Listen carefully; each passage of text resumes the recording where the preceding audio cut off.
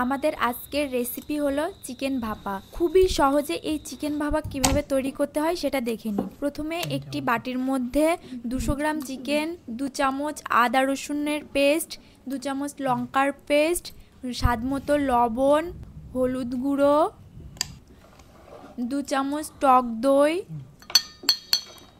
একটি টমেটো কুচি, 2টি আস্ত কাঁচা লঙ্কা, কাশ্মীরি লঙ্কার গুঁড়ো এবং সরিষার তেল, বড় সাইজের একটি পেঁয়াজ কুচি দিয়ে ভালোভাবে মেখে নিতে হবে।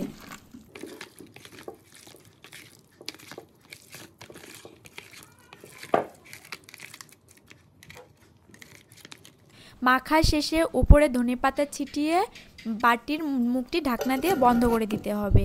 একটি পাত্রে 1 কাপ মতো জল গরম করে তার মধ্যে বাটিটি বসিয়ে ঢাকনা দিয়ে 30 মিনিট ফোটাতে হবে। 30 মিনিট ফোটানোর পর বাটিটিকে তুলে ঠান্ডা করতে হবে। ঠান্ডা হয়ে গেলে ঢাকনাটা খুললেই দেখা যাবে আমাদের খুব সহজভাবে তৈরি চিকেন ভাপা। কত সুন্দর দেখো তেল ছেড়েছে।